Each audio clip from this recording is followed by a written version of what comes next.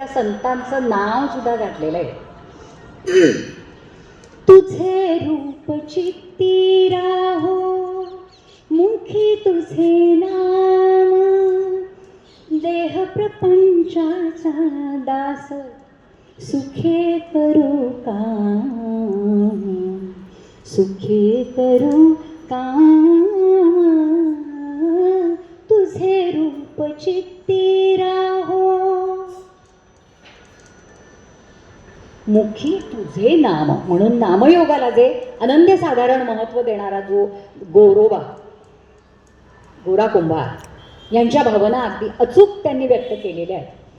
देहातला ईश्वर, प्रपंचातला ईश्वर आणि ईश्वर नाम हे भिन्न नाही.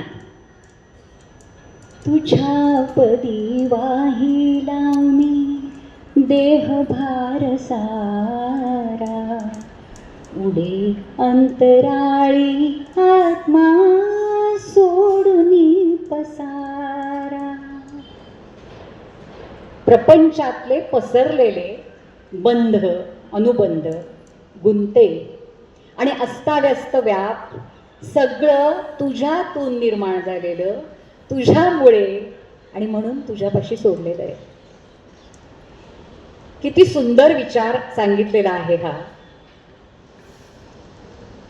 तुझ्या पदी वाहिला मी देहभार सारा, उडे अंतराळी आत्मा सोडूनी पसारा.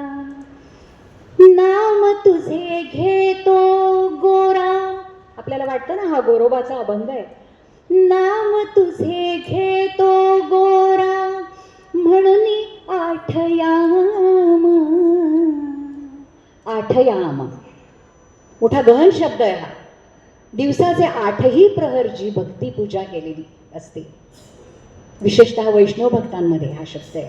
अष्टयाम किंवा आठयाम पूजा म्हणतात त्याला. अचूक शब्द योजना अतिशय. असंच आणखी एक गीत म्हणजे इंद्रायणी काठी, देवाची आळंदी लागली समाधी ज्ञानेशाची. मला तर खूपदा असं वाटायचं हे गाणं मी पाहिलेलं पण आहे. त्याच्या ज्या रेकॉर्ड्स होत्या पूर्वी मिळायच्या, त्या रेकॉर्डवरती लिहिलेलं असायचं की हे पारंपरिक गीत आहे, पारंपरिक गीत आहे असं लिहिलेलं असायचं. इतकं ते अनुरूप असायचं त्या भाषेला. ही गोष्ट अतिशय कठीण आहे आणि केवढी प्रासादिकता आहे या शब्दांमध्ये. या गाण्यांची पार्श्वभूमी, त्या त्या काळामधला अभ्यास, ती भाषा, मुख्य म्हणजे श्रोत्यांचं समाधान मिळवण्याची जबाबदारी, लेखनातला आत्मविश्वास, या सगळ्या गोष्टी मला अतिशय महत्त्वाच्या वाटतात. म्हणजे उगाच ही गीतं अजरामर झालेली नाही आहेत. कथा कोणत्या प्रांतातली आहे, कोणत्या ऋतूतली आहे, तिथली माणसं कशी आहेत, त्यांचे स्वभाव कसे, त्यांच्या सवयी कशा, त्यांच्या बोलण्याचा ढंग कसा, या सगळ्यांचा सखोल अभ्यास होता अण्णांचा. अण्णा माणदेशातले. मराठीतल्या ज्या काही बोलीभाषा आहेत त्यातली एक माणदेशी मराठी, काहीशी रांगडी पण प्रेमळ भाषा. तेलुगू कन्नडचा जसा तिच्यावर प्रभाव आहे तसाच सातारी भाषेतला कडकपणाही त्या भाषेत आहे. सांगलीतल्या जैनी भाषेचा प्रभावही तिच्यावर आहे.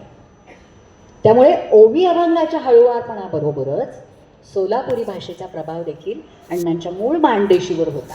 त्या गाण्यांमधून, त्यांच्या पटकथांमधून, त्यांच्या संवादांमधून, सगळीकडे सगळ्या साहित्यातून या गोष्टी आपल्या लक्षात येतात. आणि म्हणूनच प्रांताप्रमाणे बदललेली भाषा सहज आत्मसात करण्याचा लवचिकपणा अण्णांमध्ये होता. त्यामुळे त्यांनी नुसतं भूमिकांना माणूस पण दिलं असं नाही, तर संपूर्ण चित्रपटाला अक्षरशः जिवंत करण्याचं कसब अण्णांच्या लेखणीमध्ये होतं. आणि त्यांच्या बरोबरीने त्यांचा एक मोठा अभ्यास होता, तो म्हणजे चित्रपट तंत्राचा. ती जी टेक्नॉलॉजी होती त्याचाही अभ्यास त्यांचा भरपूर होता. इतिहासामधल्या काही घटनांचा उल्लेख अण्णांच्या अनेक गीतांमधून त्या त्या कथांना अनुसरून असा अगदी सहज होत असेल. देवबाप्पा चित्रपटातलं गाणं तुम्हाला आठवत असेल, करू देत शृंगार सख्यांनो. या गीतामध्ये त्यांनी चितोडची राणी जी होती पद्मावती आणि अल्लाउद्दीन खिलजी यांची कथा सांगितलेली आहे. आणि चित्रपटातल्या एका नाटकामधल्या दृश्यातल्या या गाण्यामधून त्यांनी त्या नायिकेची मनस्थिती तंतोतंत उभी केलेली आहे. हा प्रसंग त्यांनी त्यासाठी वापरलेला आहे.